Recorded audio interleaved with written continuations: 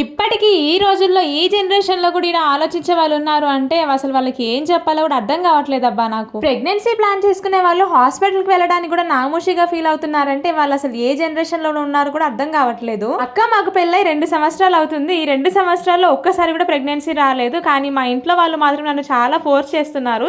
ఎందుకు ప్రెగ్నెన్సీ రాలేదని every month నన్ను టార్చర్ పెడుతున్నారు. పోనీ ఒకసారి హాస్పిటల్కి వెళ్ళి చెకప్ చేయించుకుందామనంటే హాస్పిటల్కి వెళ్తే పరువు పోతుంది, హాస్పిటల్కి వెళ్ళకూడదు అని ఇంట్లో రిస్ట్రిక్షన్ పెడుతున్నారు. అసలు ప్రాబ్లం ఎక్కడుందో ఎవరిలో ఉందో తెలియకుండా నన్ను మాత్రమే బ్లేమ్ చేయడం ఎంతవరకు కరెక్ట్ అక్క? నన్ను మాత్రం చాలా టార్చర్ చేస్తున్నాను, నేను ఈ బాధ భరించలేకపోతున్నానని నిన్న ఒక చెల్లైతే ఇలాగ మెసేజ్ చేసింది నాకు. అసలు ప్రాబ్లం ఎక్కడుందో ఎవరిలో ఉందో తెలిస్తే మెడిసిన్ అయినా వాడడానికి ఛాన్స్ ఉంటుంది కదా, అది కూడా లేకుండా చేస్తున్నారు. హాస్పిటల్కి వెళ్ళడం అని అంటే పరువు పోయినట్టు ఫీల్ అవుతున్నారు మా ఇంట్లో అని చెప్తుంది. ఇప్పుడున్న జనరేషన్ లో ప్రెగ్నెన్సీ అందకపోయేసరికి కేవలం అమ్మాయి వైపు మాత్రమే ప్రాబ్లం ఉంది అనుకోవడం మన మూర్ఖత్వమే అవుతుంది. ఎందుకంటే ఎవరిలో ఏం ప్రాబ్లం ఉందో మనకు తెలియదు. హాస్పిటల్కి వెళ్ళి ఒకసారి డయాగ్నోస్ చేసుకుంటేనే తెలుస్తుంది. పైకి మనం ఎంత హెల్తీగా ఉన్నా లోపల ఏ ప్రాబ్లం ఉందో ఎవ్వరు చెప్పలేరు. కేవలం మనం డాక్టర్ ని కన్సల్ట్ అయితే మాత్రమే బయటపడతాయి. ఇంట్లో వాళ్ళకి తెలిస్తే హాస్పిటల్ కి వెళ్ళనివ్వరు. కాబట్టి కనీసం మీ హస్బెండ్ అయినా కన్విన్స్ చేసి ఒకసారి హాస్పిటల్ కి వెళ్ళండి అని నేనైతే సజెస్ట్ చేశాను. మరి మీరేమంటారో కమెంట్స్ లో చెప్పడం మర్చిపోకండి. వీడియో నచ్చితే ప్లీజ్ సబ్స్క్రైబ్.